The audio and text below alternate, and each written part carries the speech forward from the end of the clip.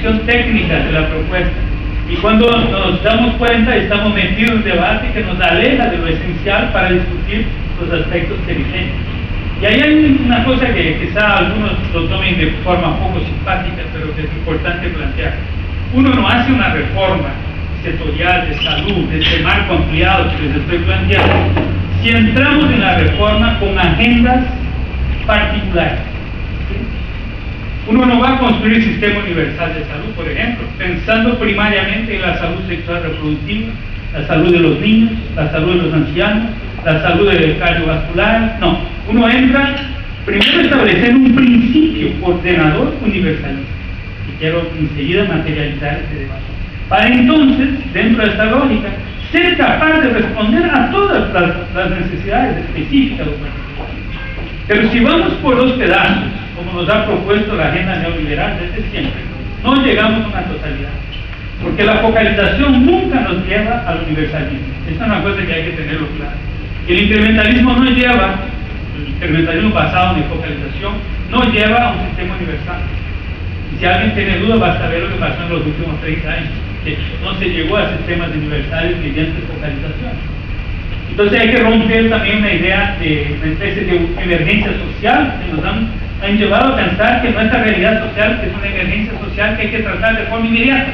Y la forma inmediata son seguros específicos, programas específicos, ¿no? Planteos puntuales, los más pobres y tal.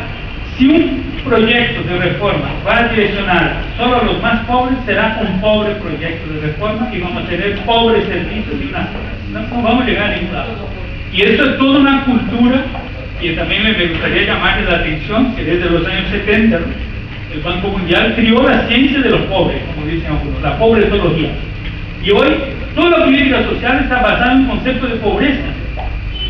Y inmediatamente, es interesante ver, cuando la gente no acepta ser identificado como pobre, o sea, ella no se identifica con la política social, y la política social deja de ser una aspiración del conjunto de la sociedad para ser un tema aplicado solo a los que son tan incompetentes, incapaces, que tenemos que ayudarlos. ¿Ven el giro que esto genera? Ser pobre en este contexto es una cosa absolutamente degradante. Entonces, es como ser incapaces. Entonces vamos a ayudarlos porque son incapaces. Solo que hay un detalle. La definición de pobreza, los tecnócratas definen según la capacidad económica que se quiere asignar eso. O sea, es un concepto absolutamente artificializado. Por eso incluso nosotros estamos cada vez más diciendo, ojo, no vamos a discutir pobreza, discutamos riqueza, cómo se produce, cómo se distribuye y se redistribuye. Ese es el foco del debate. Por eso les planteaba lo anterior con respecto a profesiones sociales y producción. ¿Sí? Entonces hay que tener muy claro eso. Superar, como ha planteado el presidente Humala, superar las brechas de desigualdad en el Perú significa asumir un debate sobre la riqueza y no asumir el discurso hegemónico neoliberal sobre la pobreza, porque eso no nos va a llevar a ningún lado. Eso nos va, realmente nos capturar en los mínimos sociales, ¿sí? Y no en una sociedad justa. ¿De acuerdo? O sea, ese desplazamiento de conceptos es muy importante para poder enfrentar los desafíos de sistemas universales, porque si no, de inicio vamos a estar bloqueados por un discurso que va a decir, no, pero es que no hay plata, no, es que no tenemos capacidad, no, es que no podemos hacer. Luego, si vamos por este derrotero, tenemos un desafío con respecto a contestar algunas preguntas sobre exactamente cuál es la intención de la llamada reforma propuesta actualmente y cuál sería la intención de una reforma que pueda asumirse desde la sociedad. Son tres preguntas básicas. La primera pregunta, que sirve para un diagnóstico actual y para proyectar lo que queremos, es sobre quiénes estarán incluidos en esta reforma desde el punto de vista de asegurarles el derecho a la salud. Y ahí me permita hacer un paréntesis para hablar del derecho como principio ordenador de una política pública, ¿no? Si entendemos el abordaje desde los derechos humanos como un principio ordenador de la política pública, lo que estamos haciendo es definiendo una filosofía política para una política pública, en este caso una política de salud. Esta filosofía política basada en el derecho tiene tres exigencias: ser universal, ser integral y ser igualitario. ¿Sí? Esas son las tres exigencias del marco del derecho. Ser universal, y ahí viene la primera pregunta que me refería, significa que yo tengo que tener una propuesta de reforma que incluya todos y todas sin excepción. Esa es la primera pregunta. ¿Cómo vamos a incluir todas y todos sin excepción? ¿De acuerdo? Ahora, como también algunos de ustedes ya han planteado, y Mario fue enfático en eso, el derecho se traduce materialmente en la satisfacción de necesidades de las personas. ¿De acuerdo? O sea, el derecho no es solo un discurso vacío, es una materialidad. Si yo digo, por ejemplo, que hay un derecho humano a la vivienda digna, yo tengo que definir qué es la vivienda digna, cuántos metros cuadrados, de qué material se construye la vivienda, su adaptación térmica de resistencia ambiental y tal, ¿no? Sus espacios mínimos indispensables para una vivienda digna, ¿no? Cuáles son los servicios que esta vivienda tiene que tener, como agua, ¿no? Potable dentro de casa, recolección de aguas servidas, energía eléctrica, cuáles son los equipamientos básicos de una casa, tiene que tener el fogón, tiene que tener la nevera, tiene que tener, o sea, yo hablo de un conjunto que completa materialmente el concepto de una vivienda digna y los servicios que ahí tienen que estar, porque como los derechos son interdependientes, yo no puedo estar en una casa perfecta pero que no tenga ningún transporte que me permita llegar a ella. Bueno, ahí está el derecho al transporte, ahí está el derecho a la energía, que ahí llega, está el derecho a la educación, que tiene que ser, ¿no?, en el territorio accesible, por ahí va.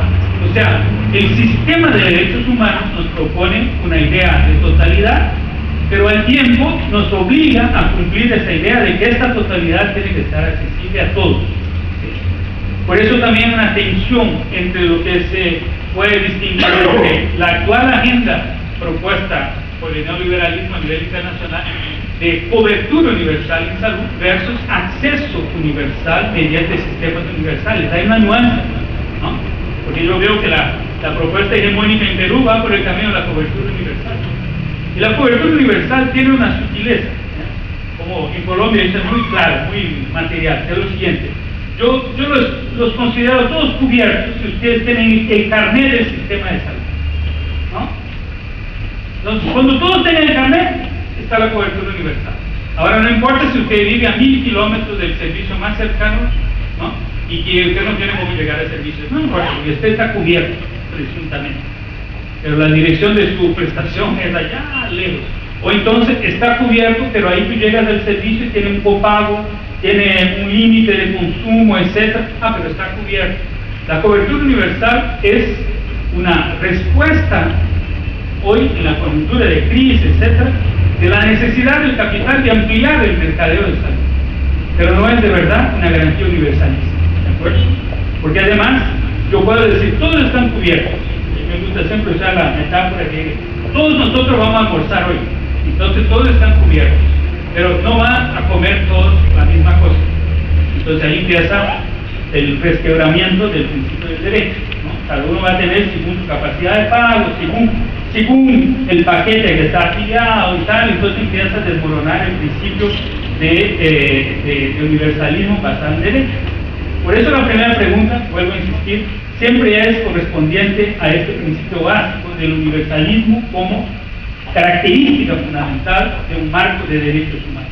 Entonces uno podría evaluar la realidad peruana hoy, clasificar toda la población peruana para ver, están cubiertos, ¿no? Están con acceso, con accesibilidad garantizada, con resultados. Y ahí identificar los subgrupos de población que pertenecen a diferentes subsistemas, ¿no?, de respuesta. Y ahí vamos a tener el cuadro de la no universalización, porque además vamos a encontrar poblaciones totalmente excluidas de cualquier respuesta. O sea, esta persistencia demuestra ya una primera falencia que una propuesta de reforma desde los derechos tendría que responder, ¿de acuerdo? El segundo aspecto es el tema de la integralidad. O sea, todo derecho tiene que ser integral. Yo no puedo canjear partes del derecho, ni tampoco canjear un derecho por el otro. Le voy a dar el derecho a la educación, pero no va a tener derecho al trabajo. Va a tener derecho al trabajo, pero no tendrá seguridad social. Va a tener seguridad social, pero no tendrá derecho a pensión integral. O sea, bueno, todo el sistema que va resquebrando los derechos caracteriza una situación de no derecho. Esto es muy importante dejarlo claro. No hay medio derecho, ¿sí? O hay derecho o no hay derecho. De ahí el concepto de integralidad en relación a las necesidades es supremamente importante. Y en el caso interno de salud, Yo no puedo establecer que mi propuesta es universalista basada en los derechos, pero enseguida empiezo a decir, usted me perdone, que le hacemos el examen diagnóstico, pero el tratamiento no está incluido, ¿sí? Tal patología no podemos solventar, tal cosa no se puede cubrir. No, entonces ahí no hay derecho, ahí vamos a asumir que no hay derecho y que es puramente mercadeo, ¿sí? Pero si asumimos el derecho, estamos asumiendo que es universal y que es integral, ¿de acuerdo? Entonces no puedo excluir condiciones. Y en eso, obviamente, viene junto el tema de eliminación de toda barrera económica, porque yo tengo que desmercantilizar. Si yo digo que el derecho está dado por sentado, está asumido que no hay barrera económica, o sea, hay que desmercantilizar completamente la prestación. Entonces no puedo tener copago, pago, etc. Además, todos ya están pagando mediante el sistema tributario, ¿sí? El sistema de contribuciones sociales y tributarias. O sea, no hay ninguna razón de persistir en una lógica donde esto se transforme en objeto de pago directo.